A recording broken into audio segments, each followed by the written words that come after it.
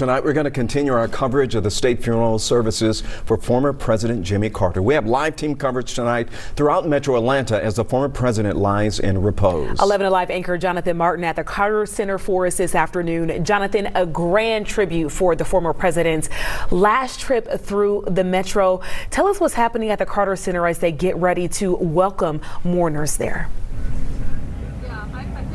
Aisha, it really has been a special day as the president makes his final journey through Georgia. It has all stopped, as you mentioned, right here at the Carter Center, where in just about an hour, the public will be invited to come pay their respects as President Carter lies in repose. We have seen people lined up here at the Carter Center for hours today, people from across Metro Atlanta and people who've traveled from other parts of the state to be a part of this historic moment today. Now, just a couple of hours ago, the arrival ceremony happened here at the Carter Center, and there was a service inside. And it really was a beautiful service. We know some of the more official services will happen up in Washington, D.C. with dignitaries, but today was really personal. We heard from the president's personal pastor, a personal friend, along with his grandson, Jason, and his son, Chip, really sharing personal stories, but also a way for them to say thank you to the people here at the Carter Center and those who have been a part and being by Mr. Carter's side for so long.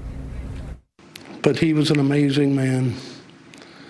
And he was held up and propped up and soothed by an amazing woman. And the two of them together changed the world. And it was an amazing thing to watch from so close and to be able to be involved in. And I thank you for your service.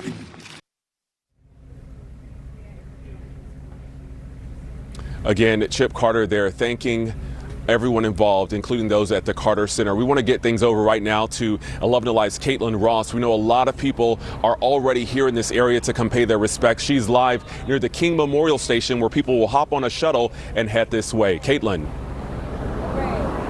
Jonathan, it was so important for so many of the people to be out here to go honor President Jimmy Carter.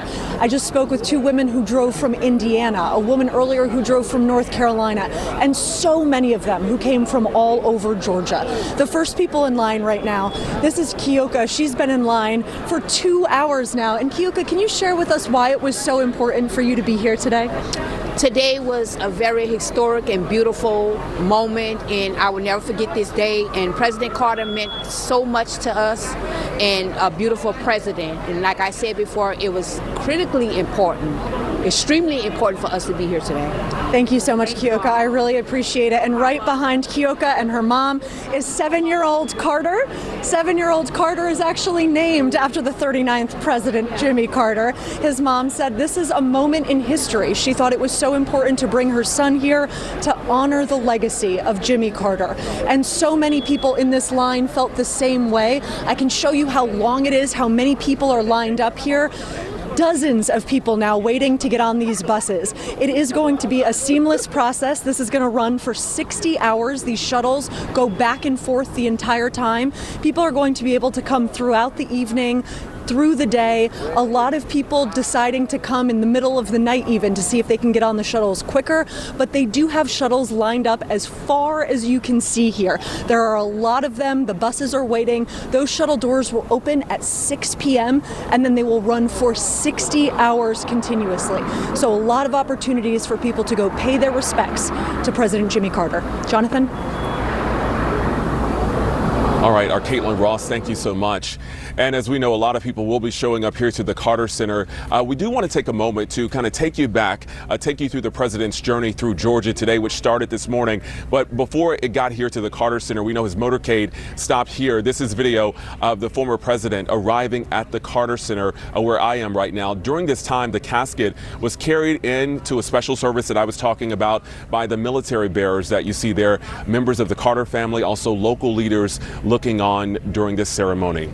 Now, before that, his arrival here at the Carter Center, the motorcade made a brief stop at the Georgia Capitol where he was honored with a moment of silence, paying tribute to not only his time as president, but also his time as governor and a state lawmaker.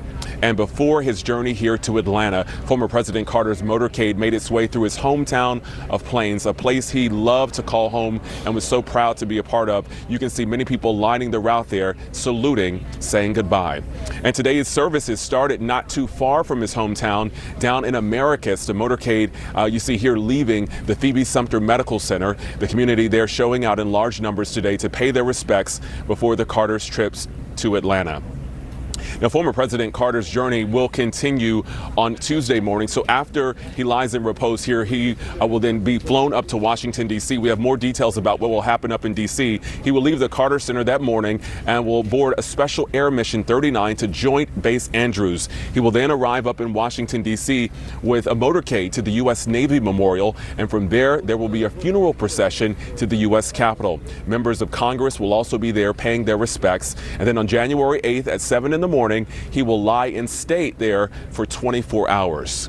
So January 9th is a national day of mourning, as we've been mentioning. Former President Carter will leave the U.S. Capitol for the Washington National Cathedral. There will be a short arrival ceremony and then a national funeral service, again, there at the cathedral. And after that service is ending, the former president will be taken to Joint Base Andrews for his final trip to Georgia.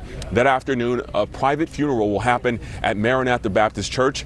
President Carter will then be laid to rest with a private burial at his home, where he will be buried and reunited next to his wife, Rosalind Carter. And we know that tributes will continue to pour in over the next several days, and you can pay your respects again here through Tuesday. But how fitting that all of this final journey starts here in Georgia, and come Tuesday will end here in Georgia, back where it all started in Plains, Georgia, buried right next to his wife, Rosalind. Back to you all. All right, Jonathan, thanks a lot for that perspective and laying out that timeline as well. By the way, folks, we're going to be monitoring and following the tributes to former President Carter for the next 5 days. We will also bring you coverage as soon as the public can start paying their respects tonight. You can stream our live coverage on the 11 Alive Plus app starting at 6:30 tonight.